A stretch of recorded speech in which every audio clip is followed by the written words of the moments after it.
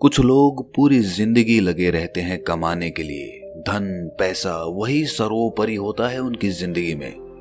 उन्हें लगता है कि बहुत ज्यादा धन कमाने के बाद वो आराम से सुखी होकर अपना जीवन जिएंगे, लेकिन वही धन वही संपदा उसके बच्चों की लड़ाई का कारण बन जाती है। और वहीं दूसरी तरफ कुछ लोग अपना सब कुछ छोड़कर, अपना घर परिवार, अपनी धन संपदा सब कुछ पीछे छोड़कर संन्यास ले लेते हैं। उन्हें लगता है कि संसार को त्याग कर वो असल मुक्ति का रास्ता अपना सकते हैं, जीवन का असली सुख अनुभव कर सकते हैं। दोनों ही आदमी अपने अपने स्तर पर सुखी होने के लिए नाना प्रकार के प्रयास करते रहते हैं। एक धन संपदा इकट्ठी करता रहता है और दूसरा धन संपदा त्यागता रहता है। लेकिन सवाल ये है कि असली सुखी आदमी कौन है? वो जिसने धन संपदा इकट्ठी की या फिर वो जिसने धन संपदा त्याग दी? और अगर इन दोनों में से कोई नहीं, तो किस प्रकार का इंसान हमेशा सुखी रह सकता है? आज की जो बोध कहानी मैं आपको सुनाने वाला हूं, उसमें आपको ऐसे तरीके पता चलेंगे जो एक आदमी को असली सुख का अनुभव करा सकते हैं। इन तरीकों से जीवन यापन करने से आपको असली सुख के बारे में पता चलेगा, असली आनंद के बारे में, जिसे हम कहते हैं परमानंद, परमानंद, परमानंद। इससे पहले कि आप इस कहानी में खो जाएं, इस चैनल को सब्सक्राइब जरूर कर लें।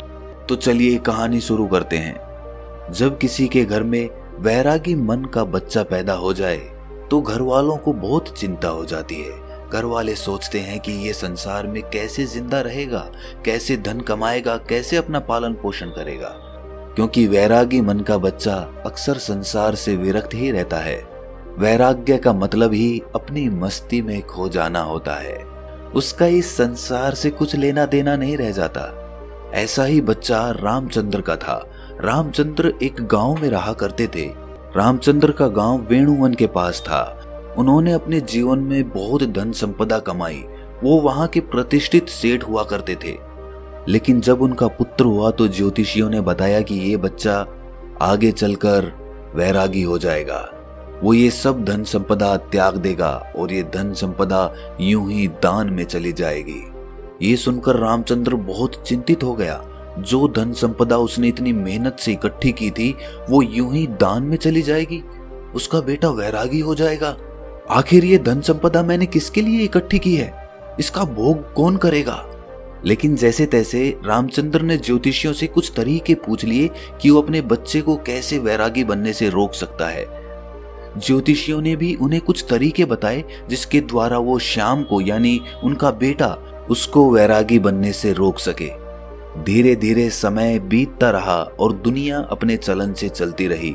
श्याम धीरे धीरे बड़ा होने लगा और उसके पिताजी यानी कि रामचंद्र फिर से धन संपदा और ज्यादा बनाने में जुट गए। श्याम के पिता ने श्याम के लिए किसी भी चीज की कोई कमी नहीं छोड़ी थी। हर इच्छा उसकी पूरी होती थी। वो उसको सुखी रखना चाहते थे। वो चाहते थे कि मेरे बेटे को दुख का अनुभव ही ना हो, तो फिर वो वैरागी क्यों बनेगा? लेकिन जब श्याम 7 साल का हुआ तो एक दिन उनके द्वार पर एक बौद्ध भिक्षु पहुंच गया। वो वहां पर भिक्षा मांगने के लिए आया था, लेकिन श्याम उसके साथ घंटों बातचीत करता रहा। उसके पिता को जब ये पता चला तो वो श्याम को डांट कर उस बौद्ध भिक्षु से दूर ले गए। वो सोच रहे थे कि इन भिक्षुओं के पास बैठकर कहीं मेरे बेटे का मन वैरागी ना हो जाए। इसीलिए उन्होंने बौद्ध भिक्षु को डांट कर वहां से भगा दिया और अपने बेटे को समझाते हुए कहा कि बेटा, मैंने तुम्हारे लिए किसी चीज की कोई कमी नहीं छोड़ रखी है। तुम इन भिक्षुओं के पास क्यों बैठते हो? क्या मजा आता है तुम्हें इनके पास? मैंने तुम्हारे खेलने के लिए नाना प्रकार के खिलौने ला रखे हैं, इतनी दासियां तुम्हारी सेवा के लिए लगा रखी हैं, लेकिन फिर भी तुम ये सारी भोग की चीजें छोड़कर इन भिक्षुओं के पीछे क्यों भागते हो? ये सुनकर श्याम ने कहा कि पिताजी, मैं इन चीजों से उकता गया हूँ। ये सब चीजें मैंने इतनी ज्यादा भोग ली हैं कि मेरा मन अब इनसे ऊब चुका है। मुझे कुछ और चीजें चाहिए, कुछ और आनंद चाहिए, कुछ अलग प्रकार का सुख चाहिए। अब श्याम तो बच्चा था। उसके पिताजी उसको इस बात का क्या जवाब देते? उनके पास इस बात का कोई जवाब नहीं बना। आखिरकार उन्होंने निश्चय किया कि वो उसके मनोरंजन के लिए और भी नई नई चीजें लेकर आएगा ताकि उसका मन वैराग्य की तरफ भटक ना सके। लेकिन जैसे जैसे श्याम बड़ा हो रहा था वो समझदार भी हो रहा था और अब उसे समझ में आ चुका था कि धन संपदा इकट्ठी करने से कोई सुख प्राप्त नहीं होता है, वो बस सुख की भ्रांति देता है। इसीलिए वो ज्यादातर अपना समय संतों और भिक्षुओं के साथ बिताने लगा। एक दिन जब उसके पिता ने उसे संतों के पास बैठे देखा तो उसका खून खौल गया। उसने सोचा कि मैंने जिंदगी भर जिस बच्चे के लिए कमाया वो भिक्षु बनने जा रहा है। मैंने उसको इतना समझाया, सारी सुख सुविधाएं उसके लिए हाजिर करवाई और फिर भी ये मुझे छोड़कर, मेरी संपत्ति को छोड़कर वैरागी बनना चाहता है। ऐसा वैराग्य में है क्या? उसका मन इस बात से बहुत ज्यादा दुखी हो गया था। इसीलिए उसने गुस्से में अपने बेटे का हाथ पकड़ा और सीधा उसे अपने घर पर ले गया। घर ले जाकर उसने अपने बेटे के चेहरे पर तमाच से एक थप्पड़ मारा। गाल पर थप्पड़ पड़ते ही कोमल स्वभाव श्याम के आंसू टप टप करके नीचे रामचंद्र के पैरों पर गिरने लगे। इसके बाद रामचंद्र को एहसास हुआ कि उसने बेवजह ही, बिना कोई बात ही अपने बेटे को यूं ही थप्पड़ मार दिया। उसने अपने बेटे को समझाते हुए कहा, मैं तुम्हारे आगे हाथ जोड़ता हूं। मैंने ये धन संपदा इसीलिए इकट्ठी नहीं की कि ये दान में चली जाए। मैं चाहता हूं कि तुम इसका सुख भोग करो। तुम मेरी संपत्ति को भोगो। तुम्हारे अलावा मेरा है ही कौन? इस संपत्ति का मालिक कौन बनेगा? और यही असली सुख है। पूरी दुनिया धन के पीछे भाग रही है और तुम्हें ये धन विरासत में मिल रहा है। इसका भोग करो। तुम क्यों वैराग्य की तरफ जा रहे हो? ऐसा क्या है भिक्षुओं में, ऐसा क्या है इन संतों में जो इस खजाने में नहीं है, जो इन दासियों में नहीं है, जो इन नाना प्रकार की भोग की वस्तुओं में नहीं है? ऐसा क्या है संतों में? ये सुनकर श्याम ने अपने पिता से कहा कि पिताजी, मैं आपकी हर एक बात मानूंगा, बस आप एक बार आज शाम को मेरे साथ चलो। आज एक बहुत ही अच्छे संत का एक वक्तव्य होने वाला है। वो सत्संग करने वाले हैं, उपदेश होने वाला है ज्ञान का। आप एक बार वो ज्ञान का उपदेश सुन लीजिए। उसके बाद आप जो भी कहेंगे मैं आपकी हर आज्ञा का पालन करूंगा, पर आज शाम सिर्फ मेरे कहने से आप ये उपदेश सुन लीजिए। ये सुनकर रामचंद्र जोर जोर से हंसने लगा। उसने कहा कि ये कौन सी बड़ी बात है, मैं सुन लेता हूं प्रवचन, बताओ किस संत का सुनना है। लेकिन उसके बाद अपना वादा याद रखना। देखो श्याम, सिर्फ तुम्हारे कहने भर से मैं उस संत का प्रवचन सुनूंगा, अन्यथा मुझे इन संतों के प्रवचन में कोई भी मजा नहीं आता है। ये सुनकर श्याम ने हाँ में सर हिला दिया। शाम को दोनों बाप बेटे उस प्रवचन स्थल पर पहुंच गए जहां पर वो संत आज उपदेश देने वाले थे। थोड़ी देर बाद जब वो संत वहां पर पहुंचे तो सभी लोगों ने उठकर उनका अभिनंदन किया। उसके बाद संत ने कहना शुरू किया कि संतोष के फल बहुत मीठे होते हैं। जो आदमी संतोष का फल चख लेता है उसके मन में अपार शांति का उदय होता है। इंसान को जो कुछ मिला है उसी में उसे संतोष करने का अभ्यास करना चाहिए। कोई आदमी गरीब है तो कोई आदमी अमीर है, लेकिन दोनों में ही ज्यादा धन पाने की इच्छा है, ज्यादा धन पाने की लालसा है, तो दोनों में अंतर क्या हुआ। लेकिन जो इंसान जितना है उसी में संतोष करना सीख लेता है तो उस इंसान ने परमात्मा की तरफ अपना पहला कदम बढ़ा दिया। तो वहीं पर सभा में एक विकलांग आदमी बैठा हुआ था। ये सुनकर उसका मन उद्विग्न हो गया। उसने तत्क्षण उस संत से पूछा कि हे महात्मन, आप कहते हैं कि संतोष रखिए, मैं किस प्रकार संतोष रखूं? मुझे भगवान ने क्या दिया? मुझे तो हाथ पैर भी सही सलामत नहीं दिए ताकि मैं अपना पेट भर सकूं। अब आप ही बताइए कि मैं संतोष किस प्रकार रखूं? कैसे मैं अपने मन को समझाऊं?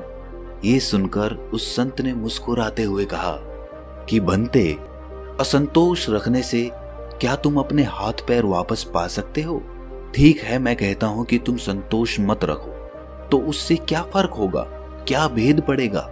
अरे तुम्हारे हाथ पैर तो फिर भी नहीं आएंगे, लेकिन असंतोष की वजह से तुम अपने मन को, अपने चित्त को दुखी जरूर कर लोगे। इसीलिए तुम्हारे पास कोई भी विकल्प नहीं है संतोष के अलावा। तुम्हें चाहे मजबूरीवश या अपने मन के अनुसार ही संतोष पैदा करना होगा। उसी संतोष को पैदा करने के बाद तुम अपने मन की शांति प्राप्त कर सकते हो। याद रखना, जीवन का परम लक्ष्य एकमात्र होता है और वो होता है अपने मन की एकांतता। चाहे हम माया के सागर में पड़कर ये भूल जाएं कि जीवन का परम लक्ष्य क्या होता है, हम ये भूल जाते हैं। हम नए नए लक्ष्य बना लेते हैं। जीवन में ये प्राप्त करना है, वो प्राप्त करना है, जीवन में अमीर बनना है, प्रतिष्ठित बनना है, और यही लक्ष्य हम सर्वोच्च लक्ष्य बना लेते हैं। लेकिन ये सब माया का ही एक सागर है। लेकिन जिस दिन तुम माया के सागर को पार करके दूसरे किनारे पर पहुंचोगे, उस दिन तुम्हें एहसास होगा कि जीवन का परम लक्ष्य एक ही होना चाहिए, और वो है मन की शांति, मन की एकाग्रता, मन की एकांतता। और जब तुम अपने मन के एकांत को पहचान लेते हो, उसे अनुभव कर लेते हो, उसके आनंद को चख लेते हो, तो फिर व्यर्थ के लक्ष्य, व्यर्थ की चिंताएं, सब कुछ पीछे छूट जाता है और बच जाती है एक चीज, और वो है मन का एकांत। इसके बाद उस संत ने उस विकलांग आदमी से पूछा कि चलो तुम ही बताओ, अगर तुम्हारे हाथ पैर होते तो तुम क्या करते? क्या तुम उस वक्त खुश रहते, सुखी रह सकते? जरा सोचो, अगर आज तुम्हारे हाथ पैर आ जाएंगे तो तुम अपने जीवन में नए लक्ष्य स्थापित कर लोगे कि मुझे ये बनाना है, मुझे ये चाहिए, मुझे वो चाहिए, और उसके बाद वो नहीं मिलेंगे तो फिर से मन में असंतोष पैदा होगा। असंतोष का हमारे शरीर से कुछ लेना देना नहीं है, उसकी उत्पत्ति तो मन से होती है, चीजों का भराव तो मन से होता है। अक्सर मैंने विकलांग लोगों को हंसते हुए देखा है और हट्टे कट्टे तंदुरुस्त लोगों को रोते हुए देखा है। तो संतोष और शांति का आपके शरीर से कोई लेना देना नहीं है। अपने मन को परिपक्व कीजिए, अपने मन को समझाइए, विवेक पैदा कीजिए कि माया के सागर को पार करके मन की शांति तक कैसे पहुंचना है। और माया को समझने के लिए हमें कोई वैरागी नहीं बनना है। वैराग्य तो छोड़ना होता है, छोड़कर भाग जाना होता है। हमें पहले माया को संसार में रहकर समझना होगा, और जब हम माया को समझ जाएंगे तो उसके बाद हम सुखी मन से, तृप्त मन से संन्यास या वैराग्य धारण कर सकते हैं। माया में जकड़ा हुआ आदमी सुख संपत्ति को ही असली सुख समझता है। संपत्ति, धन, प्रतिष्ठा, यही उसके लिए सर्वोच्च होते हैं। लेकिन अगर वो अपना विवेक माया से कभी ऊपर उठा पाया तो वो जरूर ये एहसास कर पाएगा कि असली सुख और असली आनंद का इस धन संपदा से कोई लेना देना नहीं है। वो तो निरंतर है। वो परमानंद तो किसी चीज से जुड़ा हुआ नहीं है। वो तो सिर्फ परमात्मा के लिए है, उस शाश्वत सत्ता के लिए है जो उसको माया से पार उतार रही है। प्रभु का स्मरण या कहें कि ध्यान, ये दोनों चीजें आपको माया से ऊपर उठाकर एक नया नजरिया प्रदान करती है, और वही नजरिया परमानंद का होता है। ध्यान और प्रभु के स्मरण के अलावा अगर हम प्रेम का रास्ता चुनते हैं, दिव्य प्रेम का, तो भी हम उस परमानंद को हासिल कर सकते हैं। और प्रेम का रास्ता ध्यान के रास्ते से कहीं आसान है। इसीलिए दिव्य प्रेम का अभ्यास कीजिए।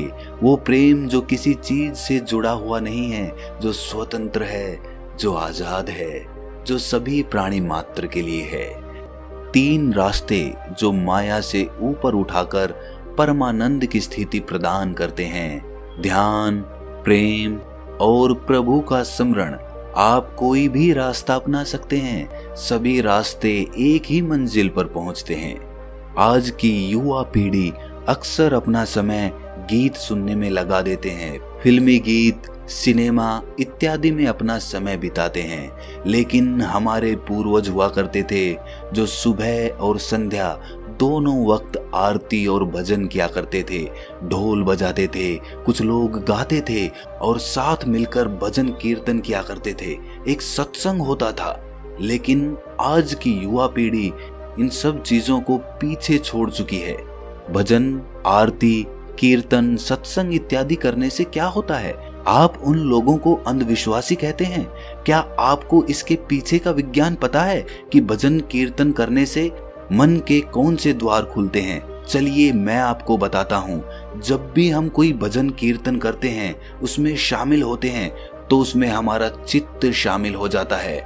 कोई आदमी बजा रहा होता है, कोई गा रहा होता है, कोई ताली बजा रहा होता है, और इस भजन और कीर्तन के साथ अपनी जिंदगी के अतीत की चिंताएं पीछे ही छोड़ देता है और उसी भजन में उसका मन लग जाता है। वो मन धुल जाता है, वो मन पवित्र हो जाता है, जैसे किसी ने हमारे मन को साफ पानी में धोकर बाहर निकाल लिया हो। ऐसे ही क्षण होते हैं ध्यान के, और वही क्षण भजन कीर्तन और सत्संग में मिलते हैं। इसीलिए आज के बाद कभी भी ये मत सोचना कि भजन कीर्तन और सत्संग सब व्यर्थ होता है। व्यर्थ कुछ नहीं होता, व्यर्थ होती है हमारी सोच।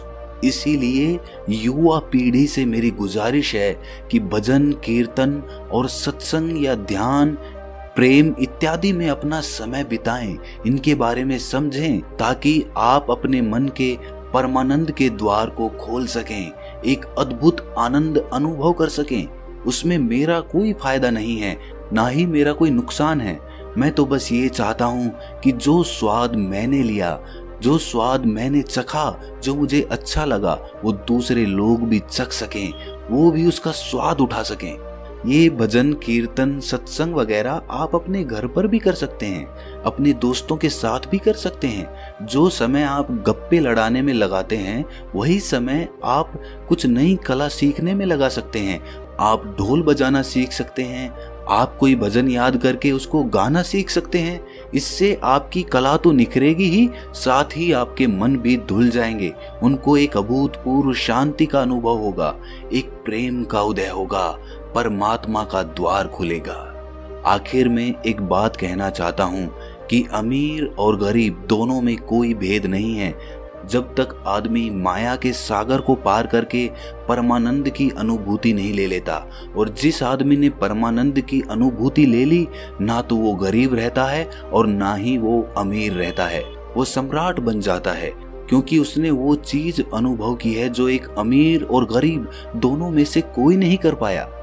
इसीलिए एक मध्यम वर्गीय आदमी जो कि मेरी ये वीडियो देख रहे हैं, वो भी इस माया के सागर को पार करके परमानंद को हासिल कर सकते हैं। बस उन्हें अपने मन को एक नई धारा देने की जरूरत है, एक नया रास्ता दिखाने की जरूरत है। उसके बाद आप अपने व्यर्थ के लक्ष्य छोड़कर उस लक्ष्य की तरफ चलेंगे जो वास्तविक है, जो वास्तविक आनंद प्रदान करता है। और उसके बाद आपके मन की सारी भ्रांतियां टूट जाएंगी कि असली सुख कैसे प्राप्त किया जाता है। तो दोस्तों, कैसी लगी ये कहानी आपको कमेंट सेक्शन में जरूर बताना, और अच्छी लगी तो इस चैनल को सब्सक्राइब जरूर कर लेना। तो मिलते हैं अगली कहानी में, तब तक के लिए अपना ख्याल रखें।